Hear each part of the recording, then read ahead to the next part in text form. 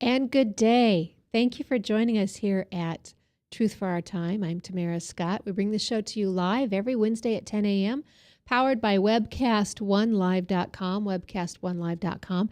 And we thank Crave, Christians Reviving Values Every Day in America. And I think I just really botched that title up, but Crave Ministries has come along with us. You can find them, Christians for America. Thank you, Ryan. You are so good to me. Crave Revival is the group, and we appreciate what they do around the country. Danny Van Gundy is one of their speakers, and if you've ever struggled with the addiction, many people are struggling with prescription drugs, which was what he dealt with, and I had the honor of doing a stadium event. That was really quite fun to get to MC and do a stadium event in Ohio a couple years back with Crave and Danny. No small preparation. They had billboards. Coming into town, seeing billboards for the event you're doing is quite amazing and honoring and humbling and exciting. And so keep them in your radar and be watching for events, and consider having them come to your town, because many people are dealing with this issue. Coming to current events, there's one I want to bring to you. I attended, as many of you are attending, graduation ceremonies, and it's a hard thing for me to do every year because, as we know, we're going to talk about Common Core today. John Eppolito is joining us. John is the dad who simply wanted information on his own children, the records that were being kept, the data that had been collected for years on his own kids. And so he called the school to ask, and was given the runaround. And that happened here in Iowa, not with records, but with information from the Department of Education. I wish, if any of our listeners are listening on that from Iowa, someone got told a very, very expensive price to get that information. And we thought, gosh, if that's what it cost for the salary of these workers in the DOE, somebody's getting very overpaid, very, very much. So John, in searching, was told $10,000 to get information on his own kids from the school. We'll be talking to him shortly. Meg Norris is joining us. Meg is the teacher whose heart was just so touched when she was in her classroom with her students, watching them decline physically, mentally, emotionally, because of the rigor, not in the standards, but in just the rigor of the Common Core, and not being able to actually teaching sequential information and helping these students really get an understanding. So she quit teaching, and so she's joining us as well. And then we may hear from Stacy Wheeler, a mother who had gone through all the hoops, filled out all the paperwork, had all the conversations to ensure that her autistic child would not be forced to go through the testing and assessments, that they would opt out, and he was forced in anyway. So we'll be talking to her the second half hour, and we may have a few others drop in as well. So we're going to have good conversations today, so thank you for staying with us. But I want, before we go, those graduation ceremonies, for me, it's just half aggravating to hear the hoopla and the, I can't think of a better word, poo-ha, that comes with a lot of these ceremonies. And when we know kids aren't aptly being prepared, but they're being given degrees and honors and ropes around their neck and everything else. And so I was attending one at a college, and the very first thing they did after the colors were presented, the first award they gave was for the LGBTQ community and promotion and the center that they were building and the student who was pushing it. And the crowd just kind of sat there like, I didn't come for this. And there was like polite applause, right? Then later on, when they acknowledged the military, the veterans, the crowd rose to their feet. They cheered, they were thrilled. And you could just see a difference where the people at. Where the people are at are not where the schools are at.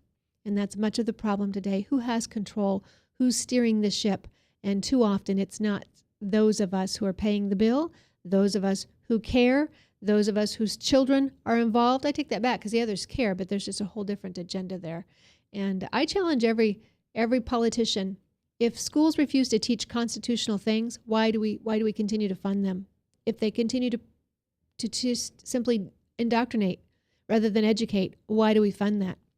So I started a hashtag, defund indoctrination. But out of that, we have an alert today from Concerned Women for America, the nation's largest women's public policy organization. And they are saying that the University of South Carolina Upstate USCU decision to dissolve its Center for Women and Gender Studies and use the funds to teach America's founding documents. The decision complies with state law, which requires colleges to teach a year's worth of courses on the Constitution, Declaration of Independence, and Federalist Papers. What a great idea. Concerned Women for America learned that the Center for Women's Gender Studies was teaching, this is what they were teaching, women in horror films, scream, run, slash back. You Are My Everything, women in codependent relationships, women in Buddhism in the Bible Belt. Really, seriously?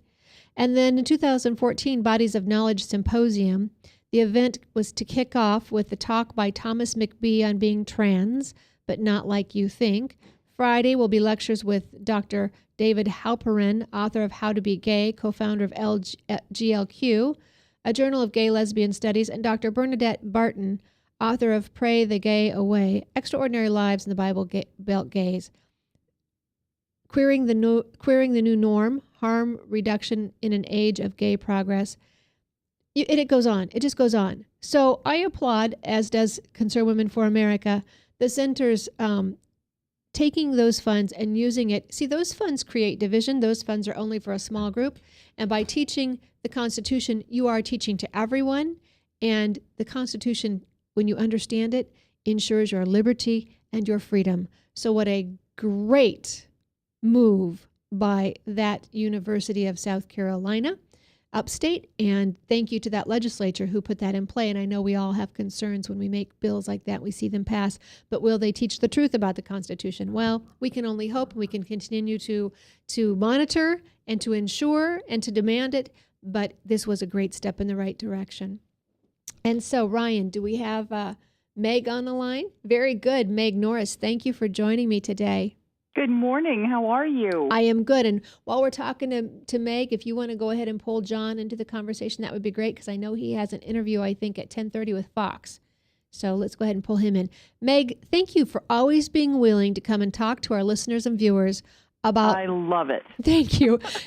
and lucky for me, I love it, because it's just... Getting to talk with you is just always a joy, and appreciate the work that you're doing. It is tireless, thankless work. But thank you for what you're doing for every child out there in America today. Oh, thank you so much. You have good days and bad days, and yesterday was not as good as we had hoped in some of the primaries across the country. But today's a new day, and we are renewed and ready to continue the fight. Well, if there's one thing politicians do, they count voters and they check the wind. And so this is a great opportunity for people to continue to be active. We know, and I don't have the article pulled up right now, but in Wisconsin, the chair of the House Education and the Senate Education, those chairs decided not to run again. This was an article a couple weeks ago. They were not going to run again because their own congressional districts voted no confidence on them because they were supporting the Common Core. So this is a word to the wise. Republican, Democrat, it will not matter. The public is rising up against the Common Core, against federal control, and this will be a wedge issue. And it won't matter which party, will it, Meg? No, it won't. And that's really one of the greatest things about this is it has really brought the parties together. And there are still people who continue to blindly vote party lines. But the issues are far too important to be doing that anymore. And so we're seeing people voting, and I crossed party lines yesterday to ensure that that my litmus test of getting Common Core to go away was top of my list. So anyone who supported Common Core did not get my vote. And I hope that is a trend that will continue. There's still a lot of people to be educated about this, and we hope that we can continue to bring that to the forefront. We're seeing more coverage in mainstream media, some accurate, some not. We're seeing a huge pushback by those that are forcing Common Core on our children, and it's because they're nervous, and they should be, because they know that they're wrong. And we are trying to reach John, as I'm talking to you, I'm trying to multitask. Let's see how talented I am or not. And apparently, I could have written down the wrong number. So I'm gonna see if I can find that for Ryan, my producer. Meg, let's talk about the last article, WorldNet Daily, that came. Leo Holman wrote it. Oh, Leo's wonderful. And we thank him. And now here's when you read one of these articles, you can always take a different bent from it. But I appreciate it's just a really great article. But he touched on something new that I think we're going to have to start watching for. We know that big businesses are pushing the Common Core. We get that Bill Gates has given money, millions, to the Commerce, Chamber of Commerce nationally. Now we see businesses holding symposium. We saw it here in Des Moines, promoting the Common Core. But what I was surprised by, Meg, is more recently, businesses are now promoting school choice. And usually your businesses are staying with the public schools. And in this article, Leo touches on it. And I think I'm not even sure Leo gets where what a minefield he's just stepped into. But he is talking about, and he quotes Charlotte Iserbet. Of course, we love her genius and understanding on this, but she says the real genie in the bottle is a takeover of education by corporations pushing school choice, a very seductive concept to conservatives who have soured on traditional public education. But the schools will still be funded by tax dollars. The main difference, she said, would be that locally elected school boards would be shut down or stripped of any meaningful authority. And I think that is the new key, is these businesses and the charter schools. And there's even another article that I'll bring in another show about hedge funds and tax credits for those people who are loaning money to charter schools while getting interest payments back. So we're on to something even, Meg, if this could have been taken any more and corrupted any more, we're learning yet, here it is again, even more ways that it's not about our child's education. It's about money and profit for others. Absolutely. It's about money and profit, and and if you think you have no control over what's taught in the public schools, just wait. Once you have completely corporate-run charter schools sucking in your taxpayer dollars, and they control what happens. And you're right. The whole goal behind this is to get rid of the local school boards. Many of them, including here in Georgia, have no power as it is anyway. And the goal is to get rid of them. These corporations will be choosing their own curriculum. It'll be job training. The companies that we are seeing pop up, with these and the hedge funds that are funding them are extremely dangerous, because you're not going to have any control over what your child is being taught. And they are, the term school choice sounds so wonderful, but when you have school choice, the choice is both directions. You may think that you can choose the school for your child, but the school must also choose your child. And these schools are notorious for eliminating children that are behavior issues, children that have special needs, children that don't fit their mold. And they may even admit them to make their numbers look good, and then later figure out a way to get rid of them. And we see that even now in public schools with testing. I represented a family with an autistic child they were trying to remove him from the school because they knew that his test scores would not help the school look good. And they had a history of doing this. And these charter schools that are coming in are notorious for doing the same thing. The levels of corruption within these charter programs is beginning to surface. There was an article a couple days ago that came out about it, and a new report talking about the exorbitant waste of money that we're seeing in these charter schools, the lack of oversight, the lack of accountability is also an issue with charter schools.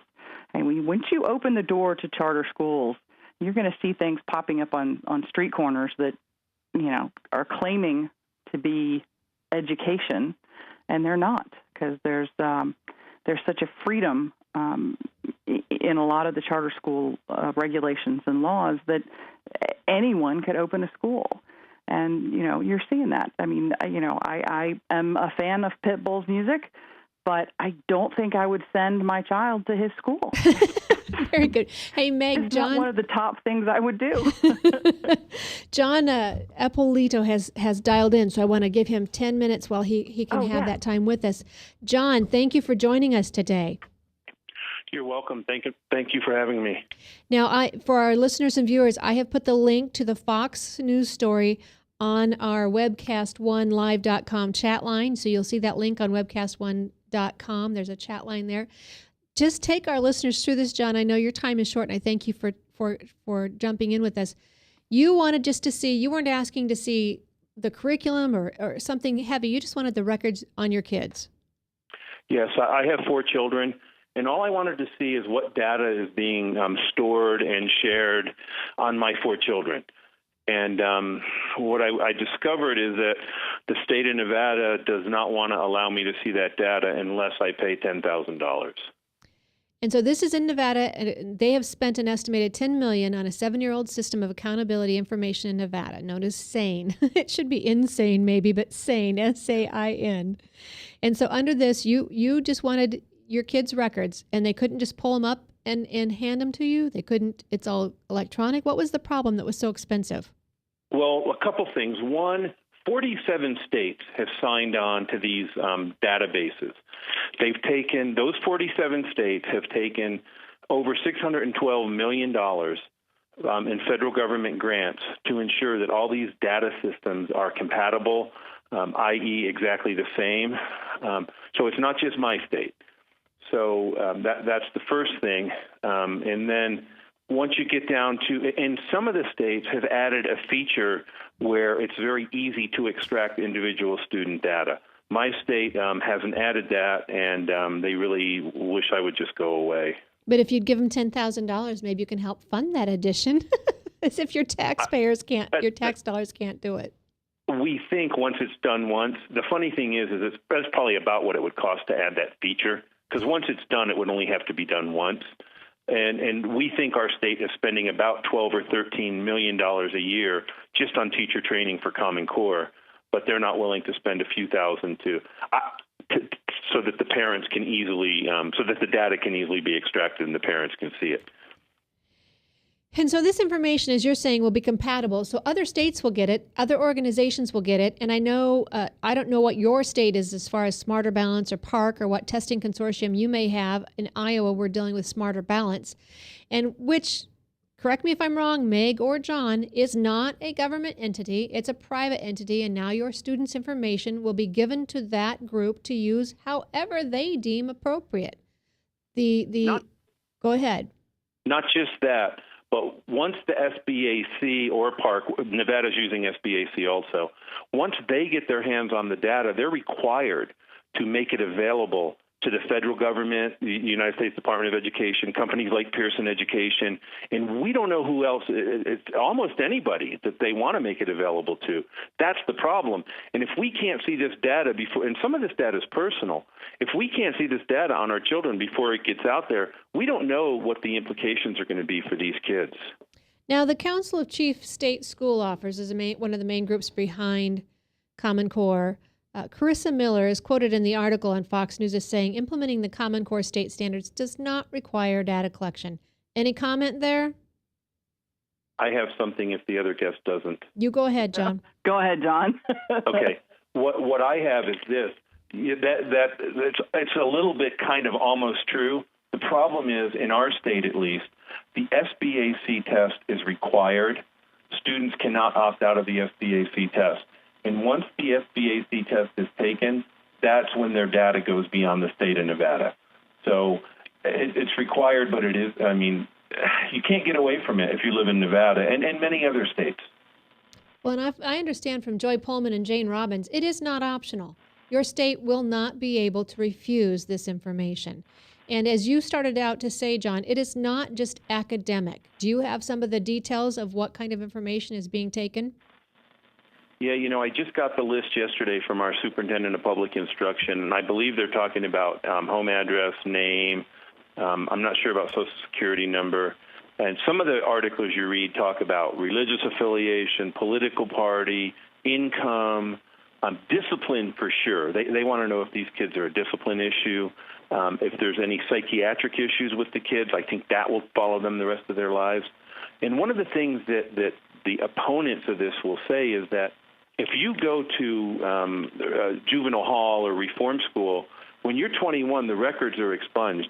If you start out in the public schools in preschool, because this data starts in preschool, that data follows the kid the rest of their lives. Better off going to school at juvenile hall. And so as far as data goes. So a juvenile record might be expunged, but what happens in the schools won't stay in the school, unlike Las Vegas. You're saying it'd be safer to go to Las Vegas. Or juvenile hall, because they say the juvenile hall records are expunged when the kids reach a certain age. We have to go to a break here. I hate to do it. I want to keep talking to you, John. I know you have just 10 minutes, but can you stay on till right after this 2-minute break? You know what? I've got to get off the phone. I really apologize. I'd be glad to do this a different day. Okay. Very good. John, and you're going to be on Fox News, and we understand that. We don't want to keep you from that. But thank you for just dropping in with us today, letting parents know 10,000. They're not joking around. This wasn't just a threat. You don't get to see your own kids' records unless you plop down 10 grand. Correct. Will you keep us posted? And if you think about it, I'd love to get that link that your superintendent sent you on the list of items that they're going to collect as far as data. But please keep us posted, John, and I will take you up on that. We'll be glad to have you come back another day. I'll do that, and then whoever sent me the email, I will add them to my email list. And yeah, Fox News has been calling, so Laura Ingram is looking for me now. So very good. That's where I'll go next. Thank you. Very good. Thank you, John. We're going to take right off to a break here. We'll be right back after these messages. I am Tamara Scott with Truth for Our Time, powered by Webcast One Live. Thank you. Stay. All across America, there are countless numbers of people struggling with addiction and other life-controlling issues. Probably someone you know and love. There is a way out. There is hope. Transformations Treatment Center in Delray Beach, Florida, has a unique approach to substance abuse treatment. Call now and ask about our Guaranteed Success program or log on to transformationstreatment.com. Transformations. Change your life. Change your relationships. Transform your world. Get away from us, you mean old credit card. We don't have any more money. We're in trouble now. Save us! Help! Somebody save us! Somebody help! Help! Save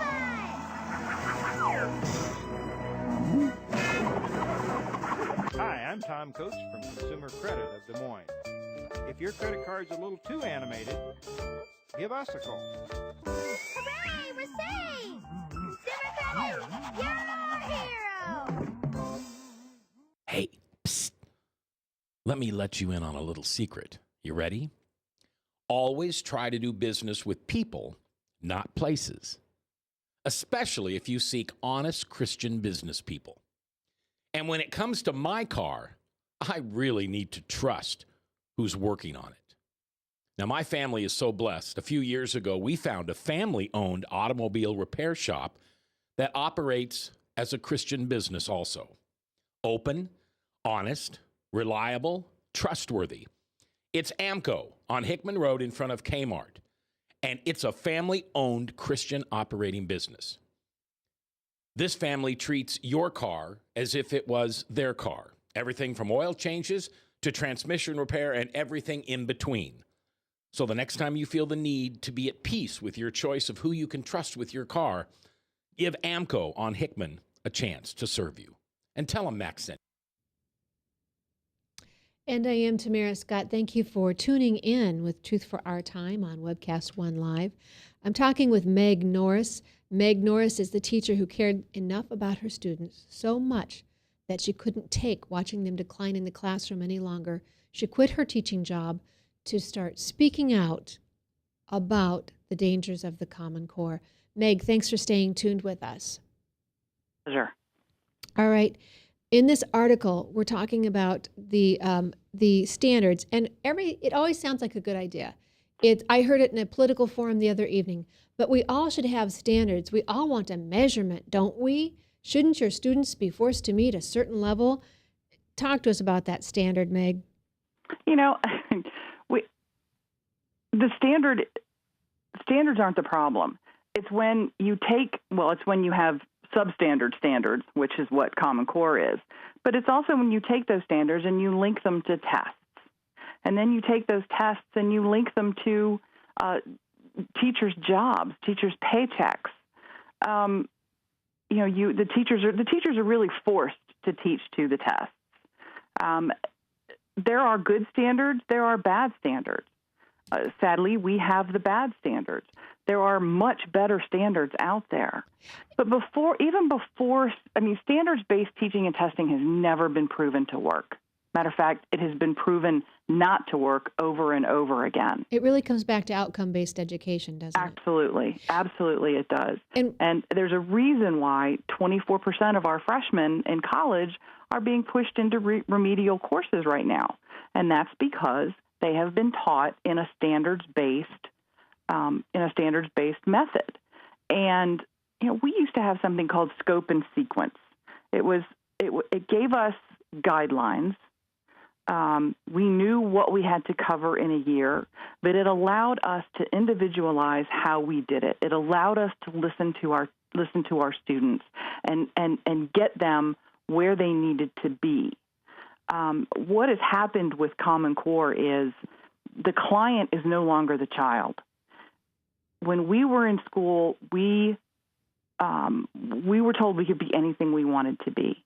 We were given all the skills we needed, no matter what we wanted to do. And if we changed our minds, it was okay because we still had the skills necessary to go out and to be successful. But now the client for public education is big corporations. And what public education has become is job training. When you take the literature away, when you take normal math computation abilities away, when you take away the foundation that is so necessary for our young learners, when you take away the love of learning, what you have is job training. And that's exactly what has become through Common Core. And I didn't say it, someone else did, but I thought it was appropriate.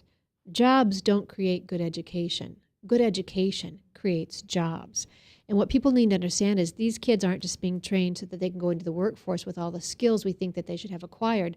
This is pigeonholing kids as early as preschool, first grade, third grade, and deciding what they can and can't do so that you put them on an academic path that will limit later what they might be able to do. So you're deciding at a very early age what their career path will be limited to.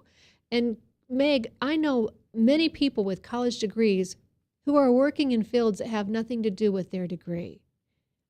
I know you're changing career fields as well. I know people do this.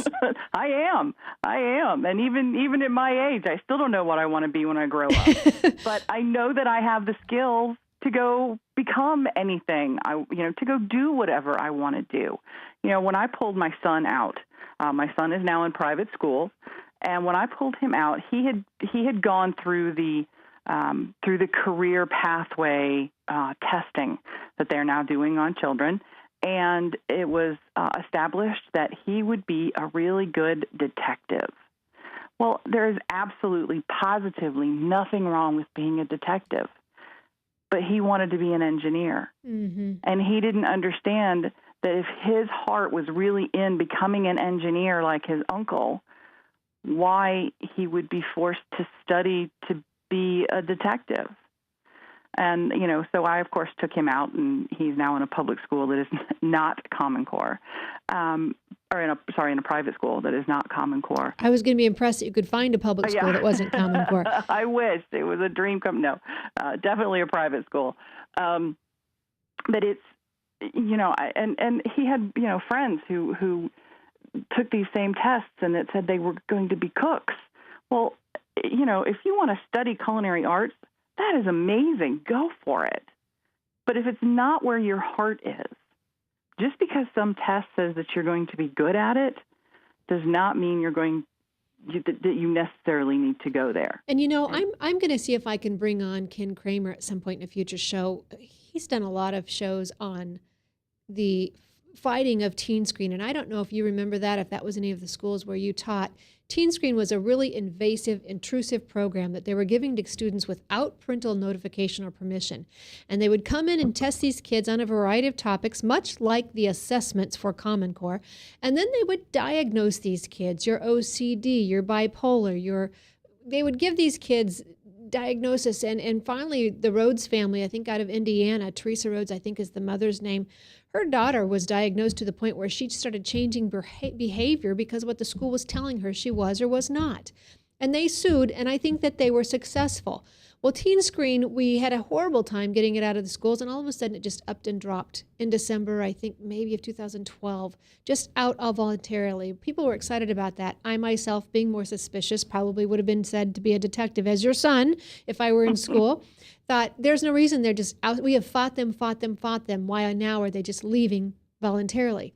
I think now it's because this P20W program or the assessments through the Common Core, what we're seeing, the collection of data, is going to give them everything they need. They no longer need the Common Core. And I think kids are going to be streamlined and pushed down a path that is not necessarily where they need to be or healthy or even correct. I mean, the most dangerous thing is we know people who change their minds. We know people who go through experiences and change as people and come out of that a totally different person, ready to take on something new. And this greatly limits what people can and can't do. In this article, back to the WorldNet Daily article by Leo Holman, and of course, as soon as I say that, my computer goes blank.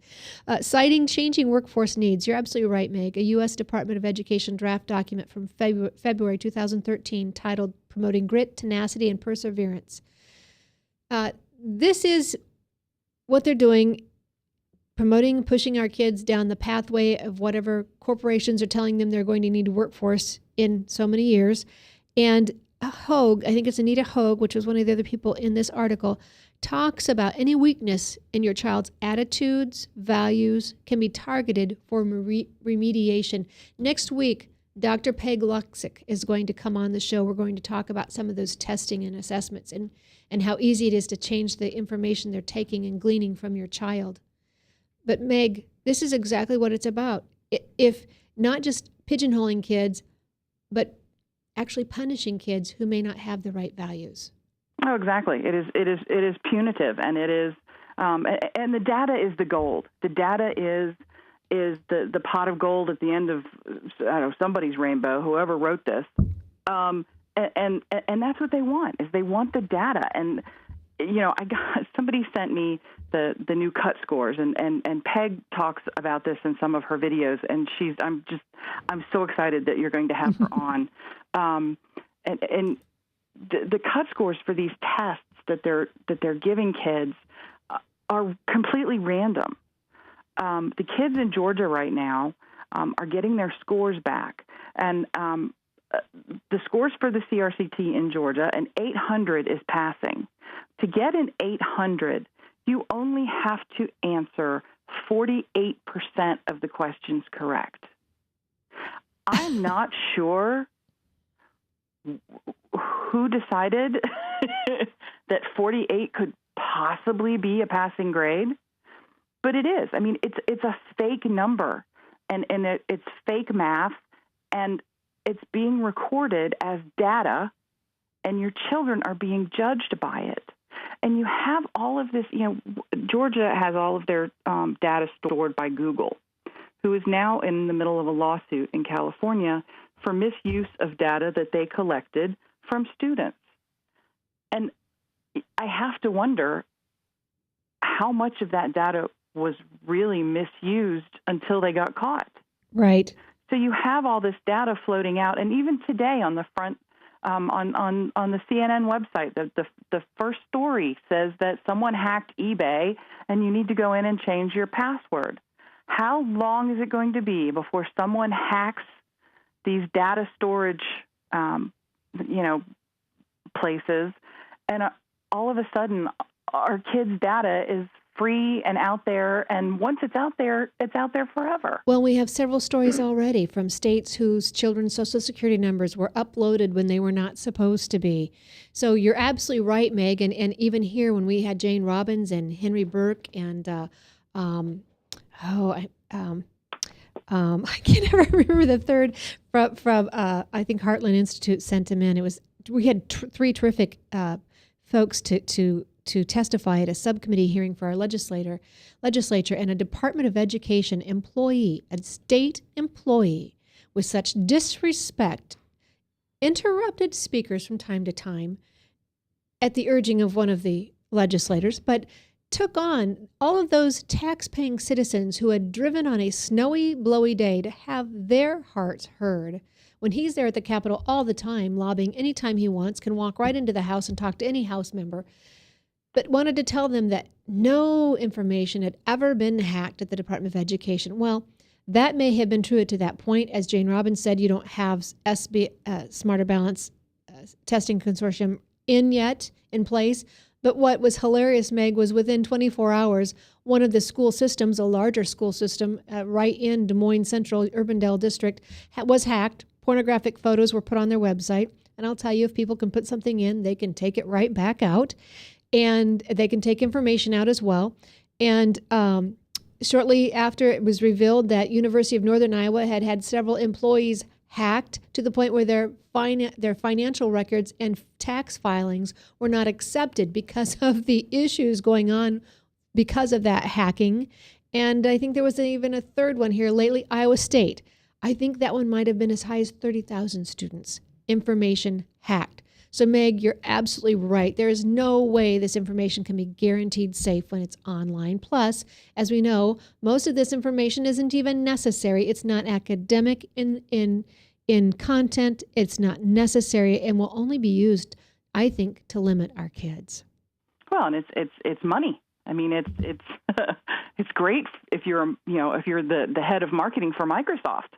I mean, what a dream come true to have all of this data fall into your lap, and you can begin to use it to begin to develop the next piece of technology. I mean, it's, and once that information is out there, and, we didn't get to talk about the gutting of FERPA, so there's really no protection for parents. And any medical data, any medical information that is collected through the school is not covered by HIPAA. So, we want, they may want that data out there now, but what happens in 10 years when we're not using that data anymore? We've gone on to something else, and that data is just, who's going to be maintaining all of this? Well, and let's just talk the very real aspect of it. How is a child ever supposed to get a second break? What about that second chance? Maybe they had a bad year. Maybe the parents were going through divorce and they had behavior issues. How do they ever get past that and get that second chance when it's constantly on their record and they're already being pushed down a path that somehow is contingent upon that data that was collected earlier that year? Exactly. And I know that Stacy may have already called in, but one of the big reasons parents are opting out is to try and protect that data from being shared. And we were very lucky in Georgia. We had parents in 15 different counties opt out. There has been a lot of fighting and a lot of threats, but so far we have not had any child held back because they did not take the state test. And I think we'll see some new legislation coming up so that doesn't happen anymore. But we will continue to fight because the parent right supersedes any state law. And Stacy Wheeler was trying to protect her autistic son not only from the stress of these tests, but from having his data shared. And the school, the school ignored her. And I do have Stacy on the line. I'm going to bring her in after this next break. But I also, beyond just the students' information, as an employer, you are held responsible when you bring on an employee. And if this information is somehow made available to employers, and we have no reason to think it won't be, how will any child who had problems in school ever get a job if they have some type of a record like this.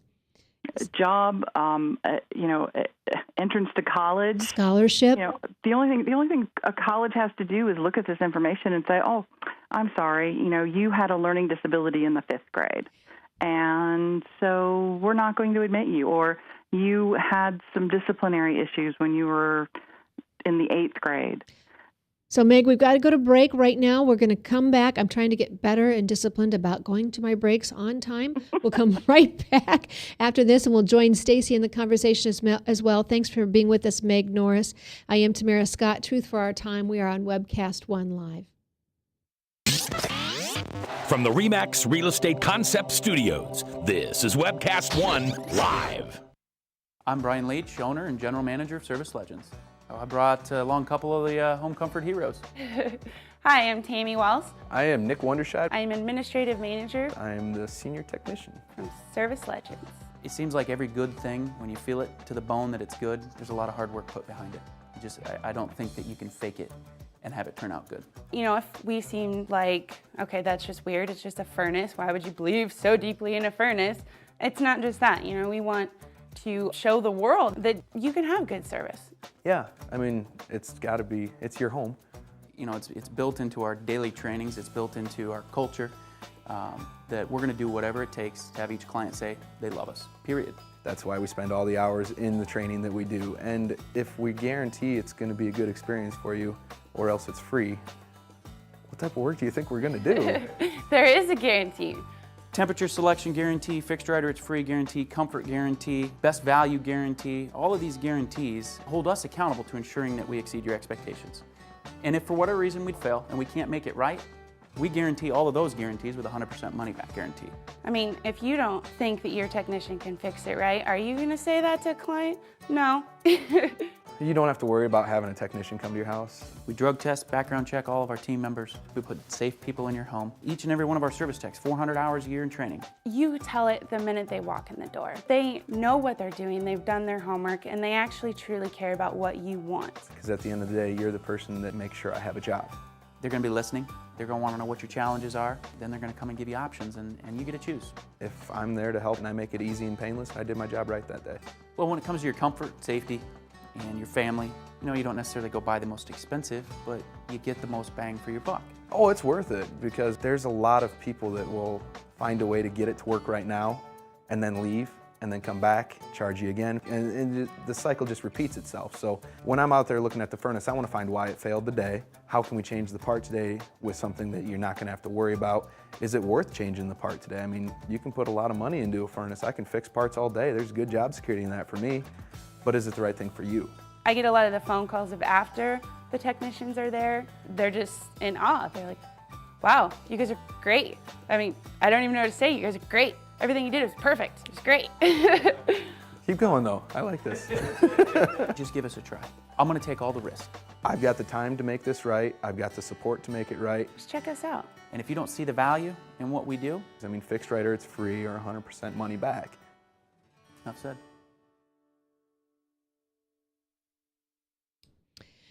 I am Tamara Scott. Thank you for staying tuned with Truth for Our Time. We give you news and help you when the headlines hit home. And right now we're talking about the Common Core.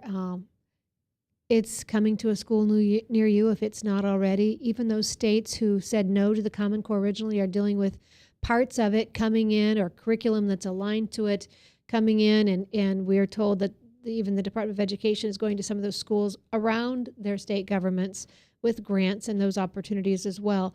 Always have to be on guard for your children. There will be no excuse for not knowing. You are the parent. You are to be the advocate. And Meg Norris is on the phone with me today. Meg is a school teacher. You can tell in her writing how much she cares for her students. Quit teaching when she saw her students pulling their hair out, cutting themselves, hurting themselves. Just a whole demeanor changing in her students. And also joining us in the conversation now is Stacy Wheeler. Stacy is a mom who had gone to great lengths to make sure that her student was not tested. And if I am told right, the student was tested anyway. Stacy, are you on the line as well? Yes, ma'am, I am. Meg has told me about your story. Tell our listeners, your child is autistic? Yes, he's high-functioning autistic. He's in the special ed program, and he's in a small group setting with 11 other boys that are also high-functioning autistic. And maybe you or Meg can tell me, but from what I'm being told, the special ed programs will diminish or disappear under Common Core. Yes. And we're seeing that already. And actually, the state of California has eliminated all of their gifted programming.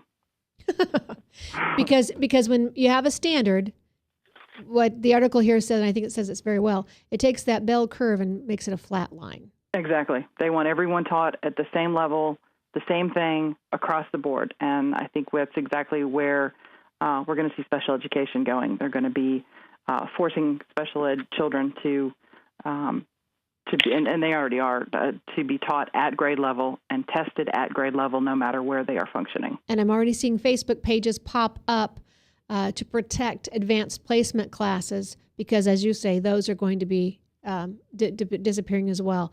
All right, so Stacy, you didn't want your child tested? Correct. I did not want him tested. I thought that it was too much stress and anxiety. He was already showing behavior problems the 4 weeks leading up to the CRCTs in Georgia.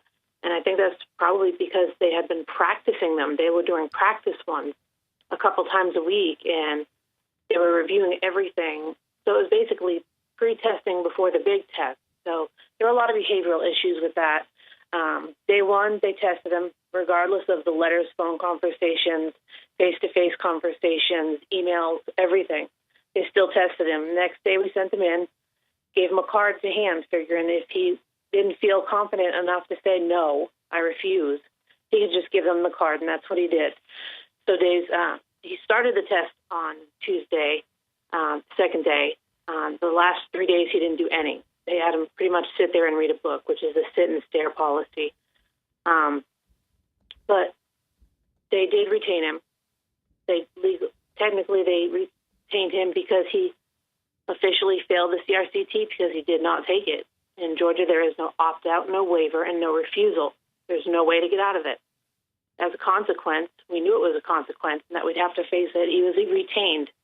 However, we had the IEP meeting last week. Meg went with me, and that's the same team that meets to discuss retention for Justin. And they determined since he gets all A's and B's, they were going to place him in 9th grade. So kind of a win-win, but not a complete win, because they still forced him to take the test, and they placed him, didn't promote him. So what recourse do you have now? What recourse? Yeah, right. Bring him to court for parental rights violations, for violating Justin's rights as a disabled child under IDEA and ADA. And so are you planning to take it to court? We hope so, but that takes money, and we don't have tons of it. Right. So we are fundraising, but it's very slow going. The economy's tight for everybody. They want to help, but, not everybody has the extra duckies to hand out. So right now we're focusing on educating other people, sharing articles and links and YouTube videos of, kids from high school that are talking to the school board, telling them that basically Common Core is bad for them and why. Of course, if you are the student in question, you've lived the Common Core, so you know why it's good and why it's bad. And right now we're having a lot of problems because they are rolling in Common Core. So all the kids from 2 years ago are just now getting Common Core, but they're not used to that yet. That's like 2 grades ahead of them, almost. The stuff that I just taught my daughter at home, homeschooling for kindergarten, they were already doing 2nd grade material in kindergarten when she was in public school. So, they're really jumping a huge gap there, and a lot of kids are going to get left behind. Is there another school, another type of education where you could move your son to? No, because the choices are limited. We could homeschool him, but then he would lose the valuable services that the school can provide that we cannot. Social skills classes are a must for him. It's not even an option, it's a requirement. Independent life skills, speech therapy. Autism's not yet covered under health insurance by Ava's Law in Georgia yet. So we're like between a rock and a hard place. because they don't cover that stuff. I'm just curious, and others will consider this a political statement, but I just have to say it. Autism is not covered, but gender issues are? I guess. I mean, this just seems strange to me. Yeah. Okay. When they start into the testing season in your school district, I was reading another, I think it's called Elephant Tree. Are you familiar with that one, Meg? Elephant Tree blog. She was writing that when they start testing season, all teaching stops. They do nothing but practice testing. That's the only, she said, for like 6 weeks, I think, or more, they stop all teaching in the schools. Exactly, and we did as well. When I was teaching, we stopped, I want to say, beginning of February, we actually added an extra class.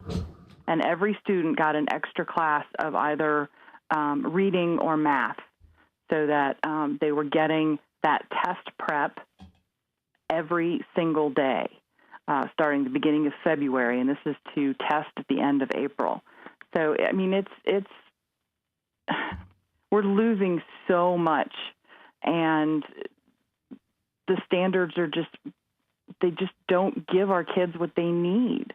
And, you know, it's really difficult to say that to people because they read the standards and they sound good. Right. And unless you really understand child development, brain-based learning, it's difficult to look at them and see them as anything but, well, great, they're really going to push my children. And I'm not saying that every child is going to struggle with them. They're not. But here in the South, we have 52% of our kids that live below the poverty line in public schools. 52% of the kids are now minorities, or the minorities are now the majority. So, you have to take into consideration all of the kids. And I'm seeing that parents are either angry because they're already seeing the difficulties in their own kids, or they're not seeing it, and so they assume if it's not bothering their kid, it shouldn't be bothering anyone else.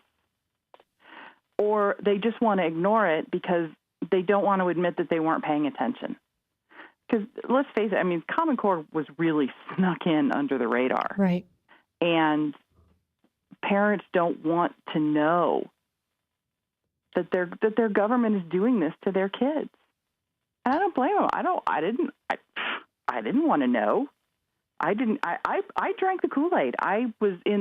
We went through this great introduction of what Common Core was and all these promises, and it was supposed to be earth shattering, and so I didn't want to believe that it wasn't going to be good for my students. I wanted it to work, but at the same time now, teachers are so threatened to constantly support Common Core. We're never going to know if it really works. And that's a great point. We're never going to know if the teachers are really telling us the truth. They can't. I just clicked on your Facebook page, Meg Norris, and I see you have an article from our own Shane Vanderhart on there. Yeah. That the growing opposition to the NEA, we've heard as high as 70% of teachers oppose the implementation of Common Core. So when I read this, it says even though they're touting figures of support, 17,000 members in 33 states, the results that were surveyed show a worrisome trend for the union and for Common Core supporters in general, that the standards fell only slightly down to 71%. Support for the standards fell only slightly down to 71%. Opposition, however, solidified, almost tripled the previous number. Yeah, there was actually an even more interesting statistic in that article where they said it was the percentage of teachers who either supported it or thought that it was good but needed changes. Yes. To add those two groups together is really unfair because Common Core can't be changed. It's copyrighted. So a teacher can't just say, oh, well, this isn't good, so I'm going to, this isn't working for my kids, so I'm going to change it a little bit. A candidate in a forum Monday evening said that teachers can teach up to 15%. He didn't even know the percentage. But, Meg, that's a misrepresentation, right? That 15% is something extra they can add, and they will not be tested on that. So it's really not going to change the student. Yes. Although it may be worthy knowledge. You cannot change 15% at all. You can add 15% to it. And that's what they say about the, that's the customizing of it, 15%. And what 15% would you possibly add? Stacy, what would you say to every parent out there, autistic or parents of special needs or not? I would say do your research. Don't trust everything everybody posts on the internet. Do your research. Find out for yourself. Make your own decision. If you find out what's going on and you still think it's okay, good for you. But I can assure you, most of us, including the teachers I've spoken with, all decided that it is not what's best for American education, and we are pretty much screwing up our kids. And we hear here in districts in Iowa, Meg, that teachers are told they cannot talk against the Common Core. That's true in most states. I have teachers coming to me, telling me their issues, their concerns with it, and then saying, I can't have my name associated with that. Very true. And that's why I had to leave. I knew, I knew that they would try to get rid of me if I spoke out against it. And so I had to leave. And the other thing that's very scary for teachers is this is a huge top-down push. So all of their pressure, all of the stress that they are under is coming from the top. They are being forced to do this. They're being forced to do something that many of them recognize is not good for their students, which puts them in a horrible position because teachers don't go into teaching for the money.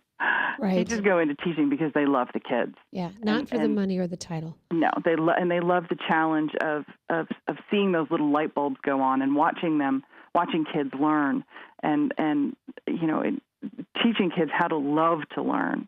And they're being forced into a position where they're literally having to choose to be in a job that they know they're doing something wrong. And the problem with leaving a teaching position is once you leave a good teaching position, and that's on your record or on your resume, finding another teaching position is very difficult. And if you're in the position and you speak out and you're fired for speaking out, your career's over. Right. And Meg, do we have any idea? I know in Iowa, we had several teachers retire, resign in the last couple of years. And I would like to know if it was because of what we now know as Common Core, the teaching methods, the curriculum that was being pushed and forced on them in the classroom. Has anybody done a study? Does anybody know the numbers of teachers who have walked away like you because of Common Core? I have no idea. But it has to be staggering. It has to be staggering. Teachers who are taking early retirement, teachers who are walking away, teachers who want to walk away. It's absolutely staggering. And these are the teachers who are usually the best in the classroom. Right. These are the teachers who are the creative thinkers who can really engage those students. And because Common Core doesn't let them. And that's the only way they know how to teach. And they're miserable. And there's, life's too short. Meg, Norris, if people want to get a hold of you, how can they do that? I have a Facebook page. I also run a Facebook page called Opt Out Georgia. Or they can find me at Common Core and the Brain, which is also a Facebook page where I post research showing how Common Core is affecting the brains of our young people. Stacy Wheeler, is there a way people can come in contact or find you if somebody feels inclined to help you money-wise so that you can take this to court? Because unfortunately, it's not like you're just trying to take somebody to court, but that is the way you make change today, is through our courts. It's not supposed to be that way, but that's the way it is. Yeah, we're hoping that we can set a precedent that will be able to be used nationwide for other parents in the same situation. Yes, we have a Facebook page, Justice for Justin, JUSTICEFOR He's a little boy standing up with his arms crossed across his chest in the picture. And that'll be him. Justice for Justin. Thank you so much. I appreciate both of you taking time out to join me today. For our listeners, next week we plan to have Dr. Peg Luksick, and we'll be talking to her about the testing, the computer adaptive testing, and how easy it is for them to change those questions that modify the behavior of your students, and you'll never have known what they've been subjected to. It is ongoing. We must stay in the battle for our children. We are their advocate. But whether we knew we'd lose or win, we have to continue in the battle. But I think we can win. I just posted a picture on my Facebook. If you'd like to go Stop Common Core in Iowa. It's the red square profile picture that says Stopping Common Core in Iowa, because there are two Stop Common Core Iowa pages. Both are good. But the one with this radio show, internet show, is Stopping Common Core in Iowa with the red profile picture, if you will. You can also email us at stopcommoncore@gmail.com, and we have Twitter as well. Stop CC Iowa is the Twitter. Thank you for staying tuned today. Thank you for being engaged. Be encouraged, but never be complacent.